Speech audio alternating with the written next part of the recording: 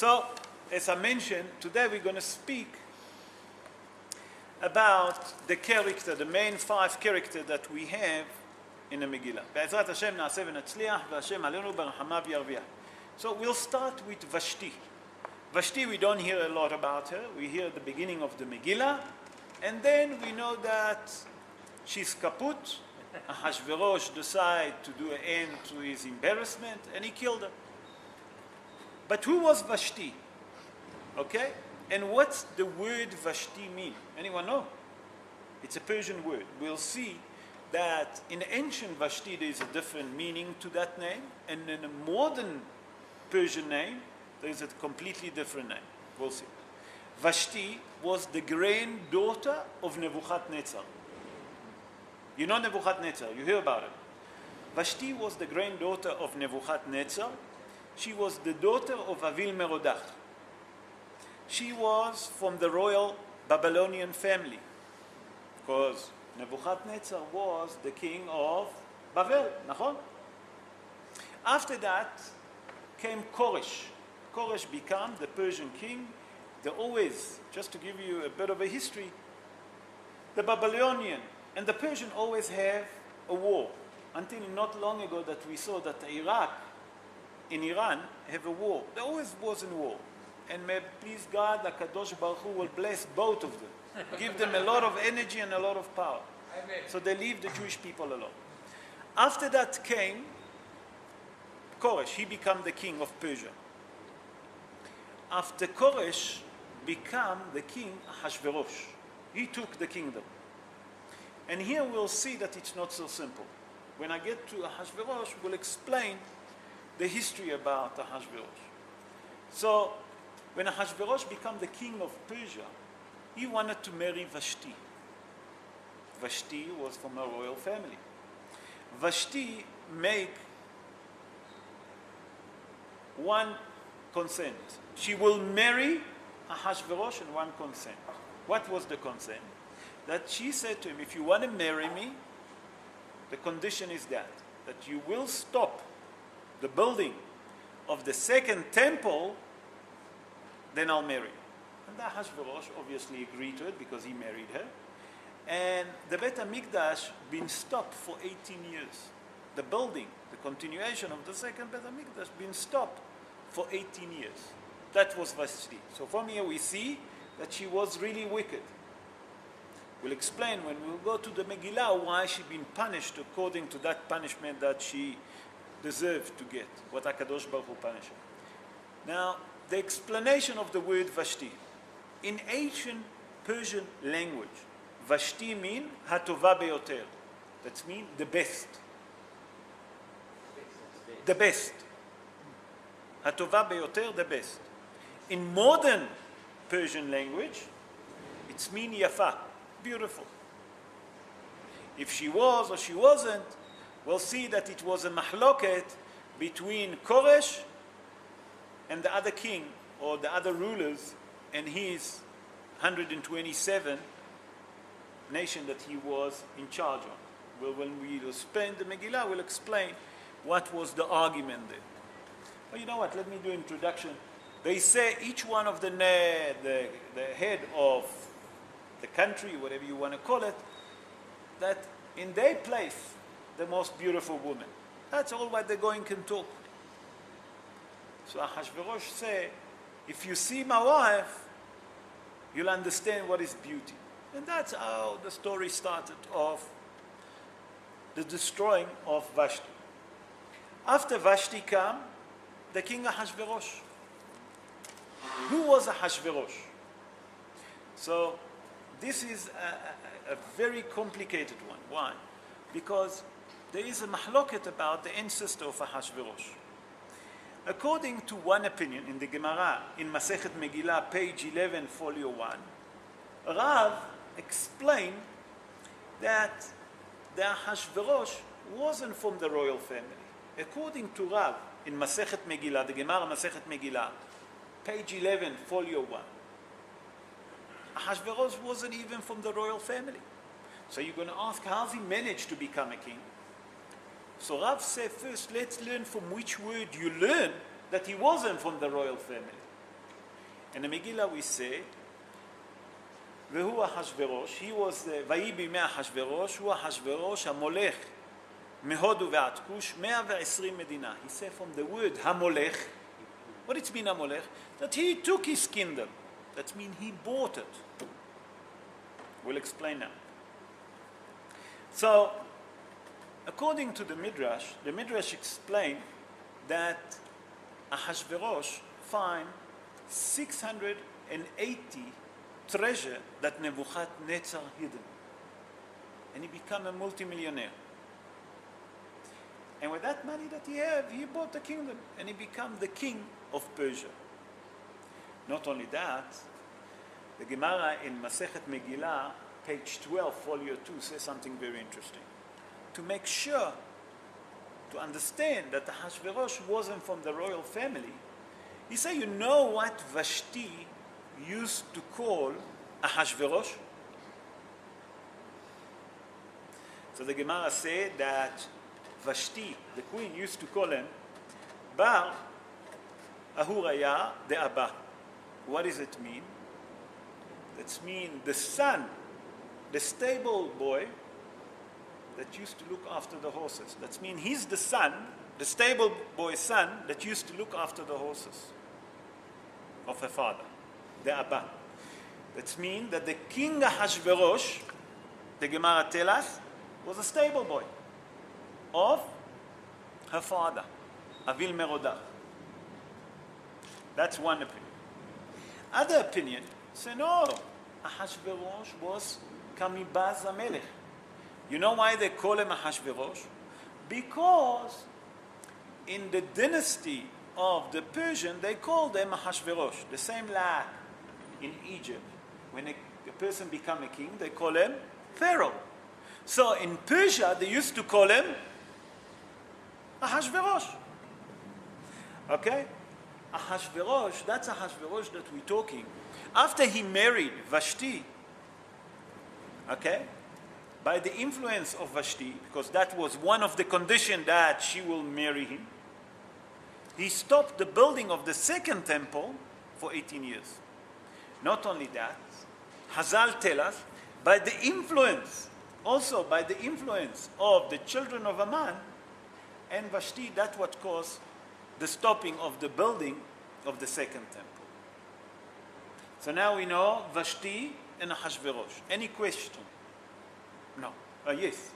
Sorry. Queen Esther's son. Sorry? Queen Esther's son, Darius.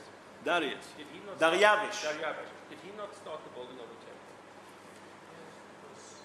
It's the starting, but later on, that was much later when Daryavish came. He finished it. But the beginning, what does it mean? That after the destruction, let me explain, maybe it's my fault. After the destruction of the first temple by Nebuchadnezzar, Nebuchadnezzar, Melech Babel, destroyed the first temple. Nachon, guys? All of the Jews, most of the Jews being gone to Babylon. Who was in Eretz Israel? Ahikam. Gedaliah ben Ahikam. When he been killed by Ishmael ben Netanyah, then it was the end of the Jewish people that was in Eretz Israel. Everyone been moved to Babylon. That's it. No one was in Eretz Israel. When Ezra Sofer, that lived in the same time of Mordechai, called the people to get a permission, that he got permission to go to Eretz Israel, to start settling in Eretz Israel and to build Beit HaMikdash, okay, he needed a permission. He couldn't do it by himself because they were still in exile. So that was during the time of Koresh and Ahashverosh. Now we're going to move to Haman HaRasha. Who was Haman HaRasha? So it said there, Haman ben Amdata HaAgagi. Okay? He was from descendants of Amalek. As a matter of fact, he was the 16th generation to Amalek. How do we know that? The Targum Yerushalmi on the Megillat Esther in chapter 5, verse 1, tell us that Haman HaRasha was from descendants of Amalek, and he was the 16th generation. What's the story of Amalek? We all know that Amalek, after the splitting of the sea and Yetziat Mitzrayim, Amalek come to fight with the Jewish people. And then we have a command, from the positive command from the Torah, to kill and to destroy the descendants of Amalek. Amalek was a kingdom. Hagag was the king of Amalek, the nation of Amalek. The first king that we have, Shaul HaMelech, was supposed to kill that nation. And he did. But what has he done? He been captured the king, Hagag, and he didn't kill him until he been told, what are you doing? Why you don't kill him? What happened? That when they been caught Hagag, they didn't kill him. They brought Hagag to Shaul, the first king that we have, the first Jewish king. And when the prophet came, Shmuel came and told them, what are you doing? You must kill him. In the meantime, they put him in a jail, in a house arrest, until they decide what to do with him. Until they kill him, in the meantime was a servant there, and he had a physical relationship with that woman. No one knew, and she fell pregnant. And that's how they kept the Amalekim still alive. Because after that, Shaul killed Hagag. You follow? Who was Haman HaRasha? We read about it. Haman HaRasha, in his profession, was a barber. Loved to cut hair. When it's got the age that he had to join the Persian army, he was obligated to join the Persian army, and he joined. He became an officer in the army. And we'll see that when we explain about the Haggadah, what's the connection between him and Mordechai? Because Mordechai was also officer in a Persian army. They both was an officer in a Persian army. After that, like most of the officers, they joined the politics.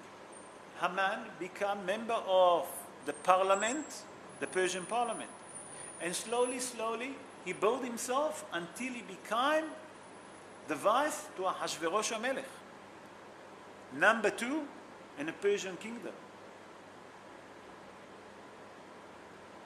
Now, we know that in the Megillat Esther, they tell us that Haman have 10 kids, nakon? But there is a mahloket I'm going to bring now for you just to understand how many kids Haman had. According to the first opinion, in Pirkei de Rabbi Eliezer, Rabbi Eliezer said that he had 40 kids. It's a lot, you think? More than Zuma. More than Zuma. You'll see how much more. There is other opinion, the Gemara in Masechet Megillah, okay? Mishnah Masechet Megillah, Perek Hey, Mishnah Yud Aleph, the Mishnah. There the Mishnah say that, you know how many kids Haman have? 202. 202 kids. How do we know that? The Mishnah there say, Rav Banav. If you take the gematria of the word Rav, Resh Bet, Resh it's 200, Bet is 2, together 202. So it say Rav Banav. That means all or most of his kids, okay? That means that he have 202 kids according to the Mishnah, okay? Masechet Megillah, okay? In chapter 5, verse 11. Okay. The Gemara in Masechet Megillah now, that's different. The Gemara, in page 15, folio 2, there is a mahloket amongst the sages. How many kids you really have? So one opinion say 30. Other opinions say 70. The most extreme opinion say 208 kids. But as we saw that the Megillah tell us that he have 10 kids. So how does it all fit together? Do you understand my question? So to understand that, Rashi explained that the main 10 people that we read in the Megillah, those form from one wife, because he had many other wives. The 10 kids that he had, that from Zeresh. Remember we read about her, Zeresh Ishto. So the 10 kids that the Megillah speak, that's from Zeresh. That's what we read, that they've been hanged. All the others from different women. Okay. Now, also, Rashi explained that the main reason that those kids been hanged dafka them, I mean, their father was a wicked. What is they? Because number one, there was Amalekim. But number two, Rashi explained, because those 10 kids of Haman HaRasha used to speak all the time badly about the Jewish people in Persia, in Eretz Israel, and a matter of fact, by the influence of his sons, that was a writer, and Vashti HaMelech, the building of the second temple been stopped for 18 years. So now we know the third character, Haman HaRasha, who he was. And how he got to that position. You remember, Stephen, you asked me how he got. He was in the army and then he moved. After that come Esther HaMalka. We have the Queen Esther. The name of Esther, that we call her, what was her real name? Her real name? Huh? Hadassah. Where do we learn that? Vayehi Omen Hadassah. What does it mean? That here we're talking about Mordechai. That he was like a midwife to Hadassah, Esther. So the question here, why did they call her Esther? If her name is Hadassah, why did they change her name to Esther? Okay. What is the mean name Esther in Persian? In Persian language, Esther means a star. Estahar. Estahar means a star. That's in Persian. The story about Esther. Esther, when her mother was pregnant with her, her father died. When her mother given birth to Esther, she died. Mordechai, that was her uncle, adopted her.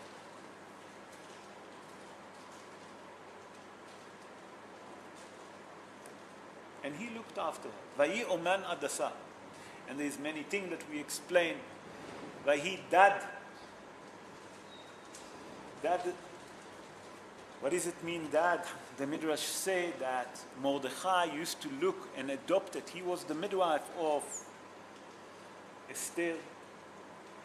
And HaKadosh Baruch Hu make a miracle that he managed to breastfeed Esther. It was a miracle that happened. Joe, you look surprised. We spoke about it in previous years. Vayi Dad Mordechai, that means that HaKadosh Baruch Hu make a miracle that he have milk and he can breastfeed Esther HaMalka. Okay, that's Esther. But why did they call her Esther? So the Gemara in Masechet Hulim, page 139, folio 2, explain that the word Esther, Milshon Hester. What it means, Esther? Hidden. Why? Because Esther hidden her nationality. Hidden her, no, help me. Identity. She didn't want no one to know who she is. So that's why they call it Esther. That's why they call her Esther. Okay. Hazal have a mahloket in Masechet Megillah, page 13, folio 1. Because there is a mahloket, is Esther was Yerak Reket, that is she was a nice looking or not. Yerak Reket, it doesn't mean that she was so nice. As a matter of fact, it was the other way. Sorry? The opposite. So, according to the Midrashim, they say that they call her like this because not actually to embarrass her, because Esther was a beautiful looking woman. Inside, that means spiritually and physically. And now we're going to come to the main character, Mordechai Yehudi. Mordechai Yehudi, what is his name? Mordechai ben Yair ben Shimei ben Kish. Why did they call him such? They've given him 3 names. Did you ask yourself? So let's see what the Gemara explains. The Gemara Masechet Megillah, page 12, folio 2, explain what it means Yair, the son of Yair. It means that he listened, he opened the eyes of the Jewish people to daven to HaKadosh Baruch Hu. Sheir Enei Yisrael LaKadosh Baruch Hu. After that come Ben Shimei, the son of Shimei. That means, Hazal explained in the Gemara, that he was the son that HaKadosh Baruch Hu listened to his davening. When it was the decree on the Jewish people, he davened to HaKadosh Baruch Hu to cancel the decree of Haman. What it mean, Kish? Okay? So Hazal explained that he knocked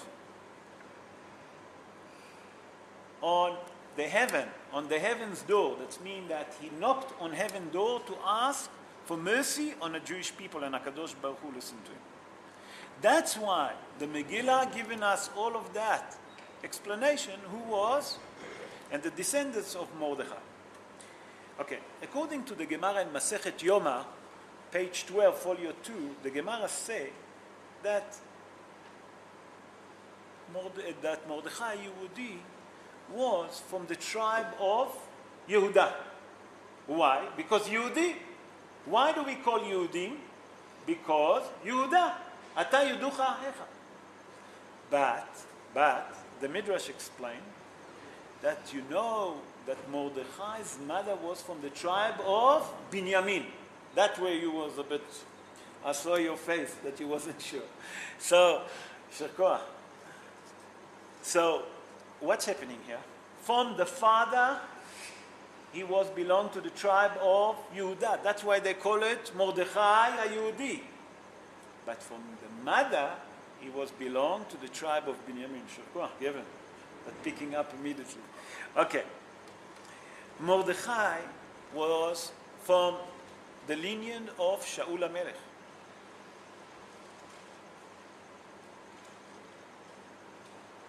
By the way, you know how many years Esther HaMalka lived? I forget to mention. 150 years.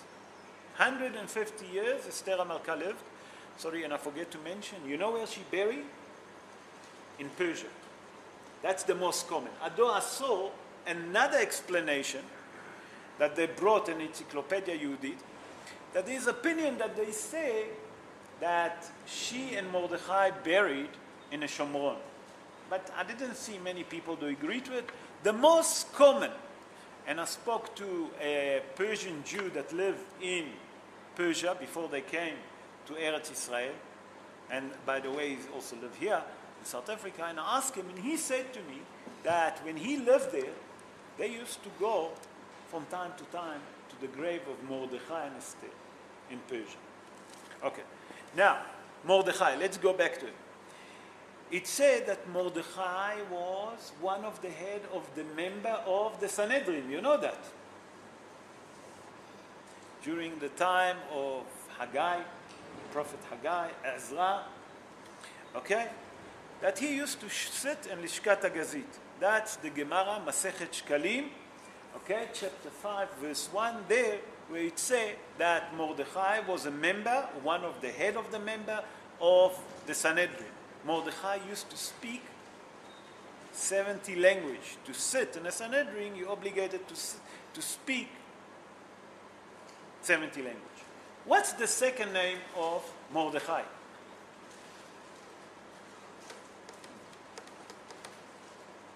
So I'll tell you. Petahya. Petahya. The Gemara in Masechet Menachot. Now I'm going to bring you two opinions. 2 pages, Samech Daled, Amud Bet, that means 64, folio 2, and 65, folio 1. The Gemara there, Rashi explained that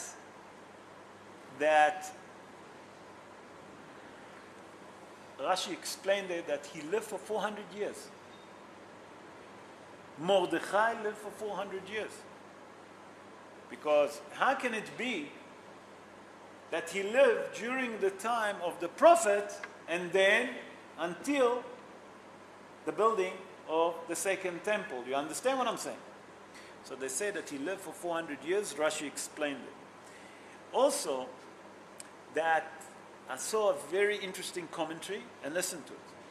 The Midrash Rabbah on Megillat Esther, it's called Esther Rabbah, in chapter 5, verse 2.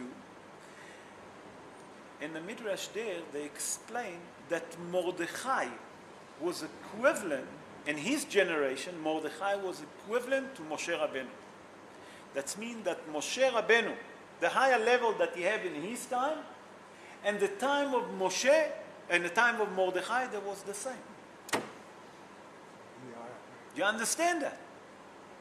And we saw that in the merit of these two great people, Mordechai Yehudi and Esther HaMalka, Hadassah and Petahya, we got the miracle. HaKadosh Baruch Hu sent us a salvation through these two. And by Ezrat Hashem, may please God, we come in now to Purim, to Chag HaPurim.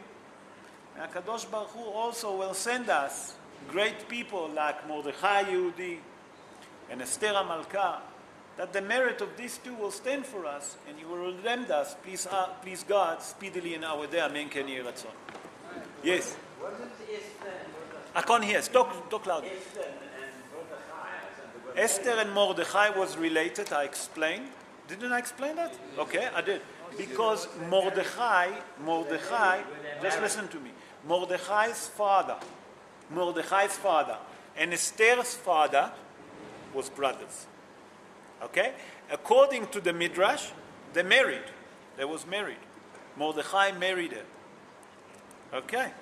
But we'll explain that when we'll go, Be'ezrat Hashem, through the Megillah, through the Mefarshim.